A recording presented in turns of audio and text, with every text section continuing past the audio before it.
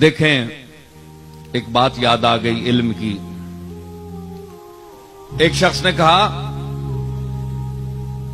وہ داری تھا، منکر، اللہ کا منکر تھا. وہ کہتا ہے زمین آسمان اسی طرح بنے ہوئے ہیں اور چلتے جائیں گے. اس نے کہا کہ ہر مجعول کے لیے جائل کا ہونا ضروری ہے، ہر مخلوق کے لیے خالق کا ہونا ضروری ہے، ہر مصنوع کے لیے صانع کا ہونا ضروری ہے.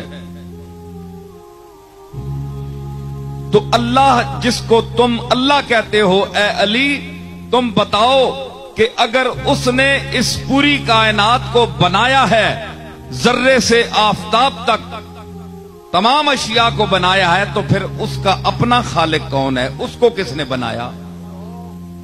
یہ اس نے مولا علی پر سوال کر دیا. اب دیکھو بیان کا مقام، علمہ البیان ہے جی. تو جب سوال کیا نا تو حضرت علی نے فرمایا بات یہ ہے تم بڑے بے وقوف ہو، یہ ضروری نہیں ہے کہ جس نے مثلا یہ میز رکھا ہے، اس لکڑی کو تو اللہ نے بنایا ہے، لیکن اس کی جو شکل بنائی گئی ہے یہ مستری نے بنائی ہے.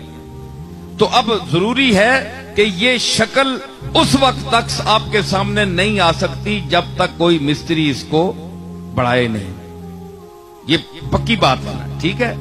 یہ جو کچھ آپ دیکھ رہے ہیں، جو اپنے ہاتھوں سے آپ بناتے ہیں، اس کے لیے فنکار کا ہونا ضروری ہے. تو اب ضروری ہے کہ فنکار کو پھر کس نے بنایا؟ فنکار نے تو بہت چیزیں پیدا کی، بنا دی، لیکن فنکار کو کس نے بنایا؟ تو سب بولیں گے کہ اللہ نے بنایا، اس کو اللہ نے پیدا کیا. پھر اب مسلمان تو یہاں رک جائیں گے، لیکن جو دہریہ لوگ ہیں، جو بے دین ہیں، جو زندیق ہیں، وہ کہتے ہیں پھر بتاؤ کہ پھر اللہ کو کس نے بنایا؟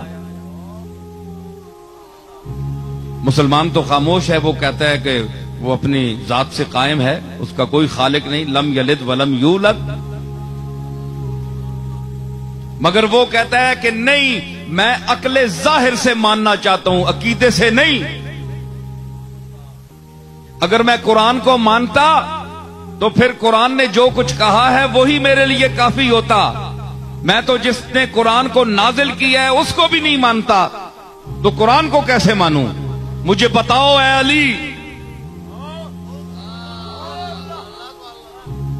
بتاؤ تمہیں جو شہر علم کا دروازہ کہا گیا ہے، نبی نے اپنے علم شہر کا تمہیں دروازہ کہا، تو اب دروازہ ہونے کا ثبوت دو.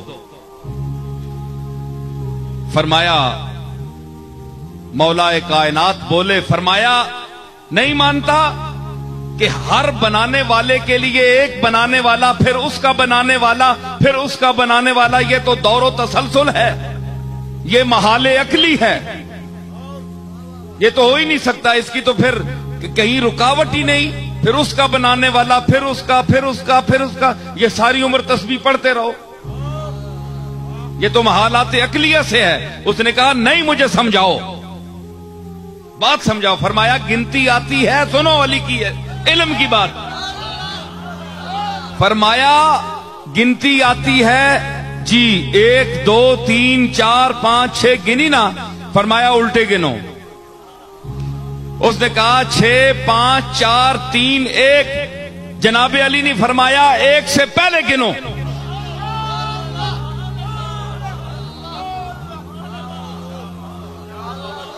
بھائی آگے تو جا رہے ہو نا، 1 2 3 4 5 ہزاروں تک، لاکھوں تک، پیچھے گنو.